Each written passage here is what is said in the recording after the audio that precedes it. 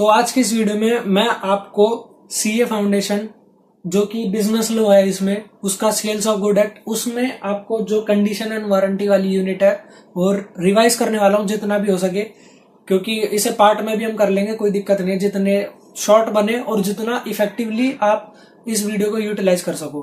तो इस वीडियो का आपको फायदा क्या होगा अगर आप इस वीडियो को देखते हो। देखो मैं लिख के कुछ नहीं दिखाने वाला, सिर्फ ओरली रिवाइज करवाने वाला हूँ। तो आप क्या कर सकते हो, इसे देख सकते हो रात को भी सोते टाइम 10-15 मिनट की रहेगी, 10 मिनट भी ज्यादा बोल रहा हूं मैं।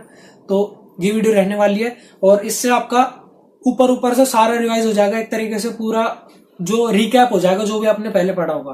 तो हम बात करने वाले हैं सीए फाउंडेशन जो यूनिट है सोगा की सेकंड, कंडीशन एंड वारंटीज। और इसमें जो इसका बेसिक था कंडीशन एंड वारंटीज वो मैंने लिख के भी ढंग से बता रखा है, वो वीडियो आप आई बटन पे देख सकते हो यहाँ पर, ठीक है। और आज हम बात करेंगे उसके आगे, यानी कि कंडीशन एंड वारंटीज के आगे जितना भी हो सके उतना कवर करेंगे, बाकी नेक्स्ट पार्ट में आपको मिल जाएगा। तो और लास्ट में मेरे को ये और बता देना कि आपको ऐसी और वीडियोस चाहिए बाकी सभी एक्ट्स की भी, तो कमेंट में जरूर बताना ताकि मैं और वीडियो बना सकूं। तो सबसे पहले आपको कंडीशन एंड वारंटीज पता ही होगा। कंडीशन एसेंशियल एलिमेंट्स होता है और वारंटी जो होती है वो क्या होता है, collateral to the main contract होता है, यानी कि इतना इंपॉर्टेंट नहीं होता। कंडीशन बहुत ज्यादा इंपॉर्टेंट होता है जिसके बेस पे हमने कॉन्ट्रैक्ट करा होता है। और अगर कंडीशन का ब्रीच हुआ तो कॉन्ट्रैक्ट बिल्कुल क्या हो जाता है, बिल्कुल रेपुडिएट हो जाता है, यानी कि खत्म हो जाएगा, ठीक। और अगर वहीं पे वारंटी का अगर ब्रीच होता है तो वहां पर वो जो कॉन्ट्रैक्ट है वो रेपुडिएट नहीं होता, हम डैमेजेस क्लेम कर सकते हैं। आई होप आपको समझ आ रहा होगा। इसके बाद चलते हैं आगे। ऐसे कौन कौन सी सिचुएशन है जिसमें कंडीशन को ही वारंटी ट्रीट कर लिया जाता है। ऐसी सिचुएशन जिसमें कंडीशन को ही वारंटी ट्रीट कर लिया जाएगा, यानी कि जो एसेंशियल एलिमेंट्स था उसको एक तरीके से कोलेटरल मान लिया जाएगा कि चल कोई बात नहीं भाई, होता है, इंसान है, सबसे गलती होती है, ठीक है। तो इसमें जो सबसे पहली कंडीशन, सबसे पहली सिचुएशन जिसमें कंडीशन को वारंटी मान लिया जाएगा वो ये है कि बायर ने ही खुद से ये बोल दिया कि तुम कंडीशन को परफॉर्म मत करो, ठीक है। इसका मतलब व्हेन बायर अपनी विलफुली ये बोल दे कि जो कंडीशन की परफॉर्मेंस है वो जरूरी नहीं है। इसका मतलब मैंने बोला कि मेरे को एक पेन चाहिए जो बहुत स्मूथ चले, लेकिन ना भी चले तो कोई बात नहीं, तो इसका मतलब मैं बोल भी रहा हूं लेकिन कंडीशन की परफॉर्मेंस मैंने हटा भी दी। तो फर्स्ट सिचुएशन ये बनती है कि व्हेन बायर खुद से ही ये बोल दे कि कंडीशन को परफॉर्म करना जरूरी नहीं है। और इसके बाद जो सेकंड बनती है वो ये है कि हमने ये बोल दिया कि कंडीशन का ब्रीच करोगे ना तो वो ब्रीच ऑफ वारंटी ट्रीट करा जाएगा। मतलब ये सारी की सारी बायर की इच्छा है, ठीक है। बायर अपने मन से बोल रहा है कि चल कोई बात नहीं, अगर तूने कंडीशन का ब्रीच भी कर दिया ना तो भी मैं उसे ब्रीच ऑफ वारंटी मानूंगा और मैं जो कॉन्ट्रैक्ट है उसको रेपुडिएट ना करके मैं डैमेजेस क्लेम कर लूंगा और चलने देंगे, कोई दिक्कत नहीं है, ठीक है। इसके बाद जो आता है वो ये है कि कॉन्ट्रैक्ट अगर नॉन सेवरेबल हुआ, यानी कि हम जो कॉन्ट्रैक्ट है उसके अंदर जो भी परफॉर्मेंस है उसको अलग अलग नहीं कर सकते, तो उस चीज में हम क्या करेंगे, देखो मैं पढ़ के सुना देता हूं। Where the contract is non severable and buyer has accepted either the whole of goods or any part of thereof, ठीक है। तो मैं बताता हूँ, देखो ज्यादा इंग्लिश हो गई, मैं एज एग्जाम्पल समझा देता हूँ आपको। मान लो कोई चीज ऐसी है जिसको हम अलग नहीं कर सकते, चलो एग्जांपल छोड़ो, वैसे समझ लो कोई ऐसी चीज है जिसको हम अलग अलग नहीं कर सकते, वो ऐसे मिक्स हो रखी है। जैसे मान लो मैंने चीनी में और नमक मिला दिया, तो अब अलग कर सकते हो, नहीं कर सकते। मशीन से बाय चांस हो सके, मेरे को पता नहीं है ऐसा कुछ, लेकिन जस्ट एन एग्जांपल समझो कि मैंने चीनी में नमक मिला दिया। अब चीनी की कुछ ऐसी कंडीशन लगा रखी थी कि इतनी मीठी होनी चाहिए, ज्यादा मीठी नहीं होनी चाहिए, वो कंडीशन आप फुलफिल नहीं कर पाए और आपने या तो पूरे गुड्स को, यानी कि नमक प्लस चीनी, मान लो जो ये इधर का हिस्सा है वो क्या है, वो चीनी है, जो इधर का हिस्सा वो नमक है, मैंने तुम्हें ये पूरी बुक पकड़ा दी। अब या तो तुमने ये पूरी बुक ही एक्सेप्ट कर ली या फिर कोई एक पार्ट एक्सेप्ट कर लिया, तो हम ये मानेंगे कि हाँ पूरा एक्सेप्ट हो गया और जो भी ब्रीच ऑफ कंडीशन हुआ उसको हम ब्रीच ऑफ वारंटी मान लेंगे। इतना डीप नहीं है, बस एक पॉइंट याद करना जरूरी है, ठीक है। अब इसके बाद जो मेन इस चैप्टर की इस यूनिट की जान है वो ये है कि ये तो हो गई एक्सप्रेसली, यानी कि दो तरीके से होता है।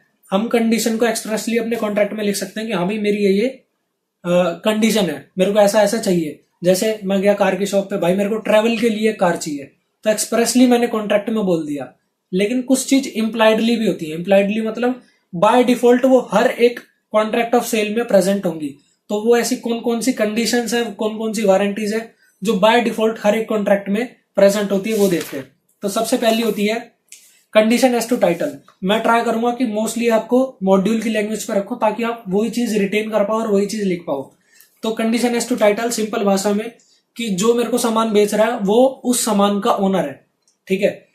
अब इसको हम समझते हैं किस चीज के हिसाब से, मॉड्यूल के हिसाब से। In every contract of sale the first implied condition on the part of seller is that in case of a sale he has the right to sell the goods. इसका मतलब जो भी सामान बेच रहा है उसके पास उस सामान को बेचने का राइट होना चाहिए, ये हम इम्प्लाइडली मानते हैं। अब जैसे मान लो आप गए एक मोबाइल शॉप पे, ठीक है, और वो मोबाइल शॉप आपको पुरानी से लग रही है थोड़ी सी, ठीक है, आपको पता नहीं था, पहली बार उस मोबाइल शॉप पे जा रहे हो, वहां से आपने फोन खरीदा। अब वो फोन जो आपने खरीदा ना वो चोरी का फोन था, लेकिन आप तो गुड फेथ में जा रहे हो ना, आपको तो लग रहा है कि हाँ मोबाइल शॉप है भाई, सही सामान बेच रहा होगा। तो हमारी तरफ से ये एक इम्प्लाइडली कंडीशन बन जाती कि सामने वाला उस सामान का ओनर है और उसके पास राइट टू सेल है, ठीक है। और इसमें देखो अगर सेल हो रही है तो उसके पास राइट टू सेल होगा, ठीक है। और अगर अग्रीमेंट टू सेल हो रहा है यानी कि इन फ्यूचर सेल होगी, तो उस केस में तुम्हारे पास इन फ्यूचर उस चीज का राइट टू सेल आ जाएगा। एग्जाम्पल समझते हैं, मैंने आज तुमसे कॉन्ट्रैक्ट करा कि भाई 1 महीने बाद जो तुम बुक मेरे को चाहिए, ठीक है, वो बोला भाई 1 महीने बाद आपको बुक मिल जाएगी, यानी कि इस टाइम उस बुक का तुम्हारे पास राइट टू सेल नहीं है क्योंकि आपके पास बुक ही नहीं है। इन फ्यूचर जब 1 महीने बाद आप बुक खरीद लोगे या फिर जब मैं आपसे बुक खरीदने आऊंगा तो मेरी ये इम्प्लाइडली कंडीशन है कि इन फ्यूचर आपके पास उसके पास राइट टू सेल होगा, ठीक है। सिंपल है कि सामने वाला बंदा जो सामान बेच रहा है वो उस चीज का ओनर होना चाहिए और उसके पास राइट टू सेल होना चाहिए। अगली कंडीशन जो है वो ये है सेल बाय डिस्क्रिप्शन। इसका मतलब समझ लो भाई, इसमें मोस्टली बच्चे फंस जाते हैं। देयर कोरस्पॉन्ड, इसमें जो मेन लाइन जो बनती है आप उसे अंडरलाइन कर सकते हो मॉड्यूल में, कि जो गुड्स है goods shall correspond with the description, ये सबसे इंपॉर्टेंट है सेकंड लाइन में। ये आपको ना चाह के भी, अगर आपको पूरा आपने इतना बड़ा पेज लिख दिया ना इसके ऊपर, तब भी आपके नंबर कट जाएंगे अगर आपने ये इतनी सी लाइन नहीं लिखी, क्योंकि यही इसका मेन है। मैंने क्या बोला, मेरे को इस हिसाब का गुड चाहिए, मेरे को एक काम करो भाई, मेरे को एक फोन दो, उस फोन में 6 GB रैम होनी चाहिए, 128 GB स्टोरेज होनी चाहिए, कैमरा 50 मेगापिक्सल का होना चाहिए। मैंने डिस्क्रिप्शन बता दिया, राइट। अब जो वो फोन देगा, ठीक है, मैंने जो डिस्क्रिप्शन बताया है वो उस हिसाब से मेरे को मोबाइल देगा। तो इसका मतलब समझते हैं,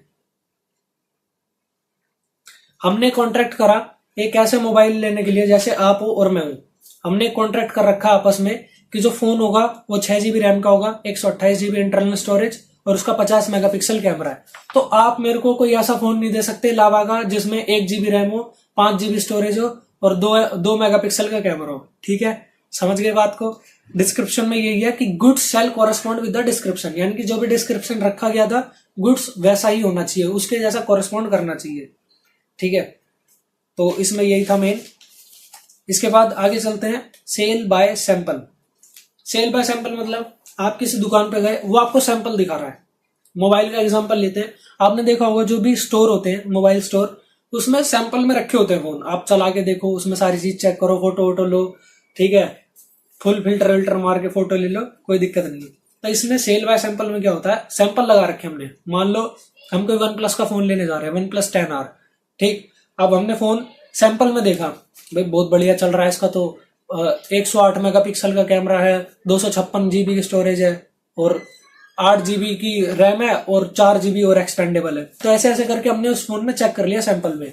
अब एक्चुअल में जब हमने खरीदा, घर आके देखा, तो उसमें तो सारी स्पेसिफिकेशन लावा वाली निकली। कौन सी, 1 GB रैम, 5 GB स्टोरेज और 2 मेगापिक्सल का कैमरा। अब ये क्या पकड़ा दिया भाई तुमने, वो बोला भाई ये मैंने तो OnePlus बेचा तुम्हें। तो तुम्हारे हिसाब से जब तुम सैंपल लेके जा रहे हो और सैंपल को दिखा के, मतलब सैंपल को देख के तुम कोई सामान खरीद रहे हो, तो वो सामान सैंपल जैसा ही होना चाहिए, ठीक है। इसमें भी सेम वही लाइन होगी कि bulk shall correspond with the sample. अब ये थोड़ा मतलब सामान कुछ, ये तो मैंने सिंपल आपको कॉन्सेप्ट समझा दिया, इसमें ये समझते हैं। जैसे आप चावल खरीदने गए, तो चावल में ना आपको जरा सा सैंपल निकाल के देगा कि देखो ऐसे ही एक खाने पीने का एग्जांपल लेते हैं। जैसे मान लो आप चाप लेने गए, ठीक है, आप 5 प्लेट चाप पैक करवा रहे हो, उसने जरा से चाप का एक टुकड़ा दिया तुम्हें, तुमने वहां पे खाया क्योंकि वो चेक करवाता है। तो हमने चेक करा, भाई बहुत स्वाद चाप बना रखी है। जब घर आके देखा तो आलू मटर की सब्जी जैसा टेस्ट निकला उसका। तो इसमें यही हुआ कि मतलब जो बल्क हम लेके आए हैं, 5 प्लेट पैक करवा के जो लेके आए हैं, वो उस एक सैंपल से मैच करना चाहिए। तो the bulk shall correspond with the sample in quality, ठीक है। और अब देखो एक और चीज इसमें ये आती है कि बायर के पास एक रीजनेबल अपॉर्चुनिटी होनी चाहिए। ये चीज याद रखना, बायर के पास एक रीजनेबल अपॉर्चुनिटी होनी चाहिए कि वो सैंपल को बल्क से कंपेयर कर सके, ठीक है। इसका मतलब मान लो एक इसी का एक एग्जांपल था, उस हिसाब से मैं समझा देता हूं। जैसे मान लो एक कट्टा रखा हुआ है, उसके अंदर चावल है। अब जो सेलर है ना वो चल रहा है तेज, ठीक। अब तेज चलते हुए उसने क्या करा, नीचे तो डाल रखे हैं घटिया वाले चावल, ऊपर डाल रखे हैं बढ़िया बढ़िया वाले चावल, ठीक है। कोई सी भी बढ़िया क्वालिटी ले सकते हो आप। अब आपने क्या करा, उसने ना तुम्हें चांस ही नहीं दिया। तुमने बोला भाई 5 किलो दे दो, या फिर बल्क में आप ले रहे हो, उसने सीधा डाला और ये कर दिया। इसका मतलब आपके पास रीजनेबल अपॉर्चुनिटी ही नहीं दी कि आप चेक कर सको सैंपल को, किससे, बल्क से, ठीक। और आप तुरंत लेके घर आ गए। अब इसमें आपकी भी गलती हो सकती है। क्या गलती, कि आपने कैजुअली चेक कराओ। कैसे, आपने जरा सा ऊपर उठा के देख लिया, अरे ठीक है, अरे ये तो मैच कर रहा है, चलो। तो इसमें गलती आपकी है। इसमें आप कॉन्ट्रैक्ट को रेपुडिएट नहीं कर सकते, इसमें आपको इम्प्लाइड कंडीशन का ब्रीच नहीं माना जाएगा। जब आपकी तरफ से गलती, आपने ढंग से चेक नहीं करा, तो उसकी क्या गलती भाई। लेकिन अगर उसने कुछ ऐसा बिगाड़, मतलब रीजनेबली चेक करने के बाद भी, मतलब बहुत नीचे कर रखा उसने या जो भी सिस्टम कर रखा होगा, आपने रीजनेबल चेक करा ढंग से इधर उधर करके भी, लेकिन फिर भी आप नहीं देख सकते, इस चीज को कहते हैं लेटेंट। मैं एक बार पढ़ के दिखा देता हूं आपको। तो इसे कहते हैं लेटेंट डिफेक्ट, ठीक है। अब इसमें जो एग्जांपल दे रखा है मैं वो समझा देता हूं। देखो सबसे पहली बात, अब मैं दोबारा से रिवाइज करवा रहा हूं, सुन लो। सैंपल से बेचा है तो जो बल्क है वो सैंपल से कॉरेस्पॉन्ड करना चाहिए, सेम टू सेम होना चाहिए। प्लस जो बायर है, खरीदार है, उसको एक रीजनेबल अपॉर्चुनिटी दो कि वो सैंपल को बल्क से कंपेयर कर पाए। अगर नहीं दे रहे तो सेलर की गलती है, लेकिन बायर ने ही, इसका जो थर्ड पॉइंट है वो बनता है the good shall be free from any defect rendering them unmerchantable. यानी कि जो गुड्स हैं वो ऐसे बिल्कुल नहीं होनी चाहिए कि हम उन्हें आगे बेच ना सकें, ठीक है। इस हिसाब से तो आप समझ सकते हो। इसका मतलब सिंपल समझो, ज्यादा इसे कंफ्यूज मत हो, कि जो भी हम सामान खरीद रहे हो उसमें कोई डिफेक्ट नहीं होना चाहिए कि हम उसे आगे बेच ही ना पाए, ठीक। इसके बाद अगर उसमें कोई ऐसा डिफेक्ट निकलता है, और अगर आपने ऑर्डिनरी एग्जामिनेशन करा होगा, यानी कि ऊपर ऊपर से कर लिया, तो आपकी गलती है। लेकिन अगर आपने ढंग से एग्जामिनेशन करा उस चीज का, आपने चावलों को ढंग से देखा, फिर भी आपको नहीं मिल रहा, तो इसमें सेलर की गलती है, सिंपल। इसके बाद बनता है sale by sample as well as by description. इसका मतलब आपने सैंपल भी देखा और डिस्क्रिप्शन भी। इसका मतलब आपने कुछ डिस्क्रिप्शन भी रखा कि मेरे को ऐसा ऐसा चाहिए, प्लस उसने फिर सैंपल भी दिखाया। आपने बोला भाई थोड़े मोटे दाने होने चाहिए चावल के, ठीक है, और साथ के साथ में फिर मेरे को क्या चाहिए, थोड़े लंबे चावल भी चाहिए, ठीक है। फिर उसने सैंपल भी दिखा दिया। तो अब 2 चीज हो गई, डिस्क्रिप्शन से भी मैच करना चाहिए जो आपने दिया, साथ के साथ जो सैंपल उसने दिखाया उससे भी मैच होना चाहिए। ज्यादा कुछ नहीं है। द बल्क सेल, ऐसे लिखा जाएगा, the bulk should correspond with the sample as well as description. Simple है। ये कॉरेस्पॉन्ड वाली लाइन भाई जरूर याद रखना। इसके बाद आएगा condition as to quality and fitness. तो भाई ये बहुत ज्यादा इंपॉर्टेंट पड़ता है। देखो वैसे तो क्वालिटी और फिटनेस की कोई, समझ देना ध्यान से, वैसे तो क्वालिटी और फिटनेस की कोई भी कंडीशन नहीं होती। यानी कि आप दुकान पे गए, ठीक है, दुकान पे आपने बोला कि यार एक काम करो, मेरे को ना पेन दे दो, तो उसने पेन दे दिया, आप ले आए। तो इसमें क्वालिटी और फिटनेस का कहीं पे भी ये नहीं आता कि वो पेन बढ़िया चलना चाहिए, वो अच्छे से लिखना चाहिए, वो उसकी इंक नहीं फैलनी चाहिए, इसमें कुछ नहीं होता, ठीक। आपने अपने हिसाब से सिलेक्ट करा, क्योंकि इसमें क्या चीज फंसती है, आप लेने जा रहे हो सामान, तो ये आपकी जिम्मेदारी, आप ढंग से चेक करके लो। अब सेलर क्या, वो तो बेचने को खड़ा है, वो ये थोड़ा ना बताया नहीं भाई ये मत लियो, इसमें गलती है। वो तो अपना सारा स्टॉक निकालेगा ना, वो अपने एंड पे गलती क्यों निकाले, अपने ही स्टॉक के अंदर। तो आपकी जिम्मेदारी बनती है, you are in the open market, तुम ओपन मार्केट में अपने हिसाब से डिसाइड करो कौन सा सामान लेना है। लेकिन condition as to quality and fitness कब बन जाता है? ध्यान से सुनना, condition as to fitness and quality कब बन जाता है? जब आप दुकान पे गए सेलर के पास और आप उससे क्या बोल रहे हो, देखो भाई मेरे को पेन चाहिए, कैसा, मेरे को सीए का एग्जाम दे के आने हैं, बिल्कुल स्मूथ चलना चाहिए, फैलना नहीं चाहिए। ये आपने क्या दिया, डिस्क्रिप्शन। प्लस जो सेलर है, ठीक है, वो इसी चीज में डील करा होना चाहिए। कैसे? वो स्टेशनरी शॉप का रहना चाहिए। ये नहीं कि आप आलू वाले की दुकान पे जाके कह रहे हो भाई पेन दे दो। समझ गए बात को? इसका मतलब वो सेम उसी चीज का डिस्क्रिप्शन में डील करना होना चाहिए, यानी कि वो उसी चीज को बेच रहा हो, यानी कि आप किसी भी दुकान पे जाके बोल रहे हो पेन दे दो। ठीक, इसके बाद थर्ड चीज आती है, आपने उसकी जजमेंट पे रिलाई करा। अब इसे प्रैक्टिकली समझाता हूँ। आपके दुकान पे आपने बोला भाई सीए फाउंडेशन का पेपर देने जाना, बहुत जल्दी है, ठीक है, एक बढ़िया सा पेन निकाल दो, ब्लैक कलर का होना चाहिए और बिल्कुल नहीं फैलना चाहिए, बढ़िया चलना चाहिए, स्मूथ, और ऐसा दो जिससे मेरी राइटिंग स्पीड तेज हो जाए। ठीक है जी, आपने डिस्क्रिप्शन दे दिया। सामने वाला बंदा स्टेशनरी वाला है, वो इसी चीज में डील करता है। ठीक है, वो अपना पेन निकाल के लाया, ठीक है, उसने आपको पेन दिया एक बटरफ्लो का ब्लैक कलर का पेन, स्पॉन्सरशिप नहीं है, बटरफ्लो का ब्लैक कलर का पेन दिया, आपने उठाया, घर आ गए। इसमें आपने उसकी स्किल्स पे रिलाई करा, यानी कि आपने सोचा भाई ये बंदा ऐसी चीज में डील कर रहा है, उसे पता होगा। ठीक है, तो आपने वो जो लेके आया आपने उठाया और सीधा घर लेके आ गए। अब अगर वो ढंग से नहीं चला तो आप जाओगे उसके मुंह पर पेन फेंक के मारोगे, 10 रुपए लोगे, प्लस जो आपका डैमेज हुआ वहां पे जो भी इंक फैली, जो भी दिक्कत हुई, उसके भी पैसे आप लोगे, क्योंकि ये इम्प्लाइड कंडीशन बन गई। जब आपने 3 कंडीशन सेटिस्फाई कर दी, कौन सी? ये सिचुएशन याद रखना, आप पेन की दुकान पे गए, आपने बोला सीए फाउंडेशन का एग्जाम देना, ब्लैक कलर का पेन चाहिए और भी इंक बिल्कुल नहीं फैलनी चाहिए, प्लस दुकानदार स्टेशनरी वाला था, इसी चीज में डील करता है। थर्ड चीज, उसने जो पेन दिया वो उठा के लिया है। अब इम्प्लाइड कंडीशन कब नहीं होगी? जब वो लेके आया बटरफ्लो का पेन, आप बोल रहे हैं यार नहीं ये नहीं, दूसरा दे, पेंटोनिक का पेन दे। आपने उसकी स्किल्स पे रिलाई करा? नहीं, आप खुद ही तेज बन रहे हो। तो जब खुद तेज बन रहे हो तो उसकी क्या गारंटी भाई इस चीज में? तो यहां पर इम्प्लाइड कंडीशन तीनों चीज फॉलो होनी चाहिए। कौन सी?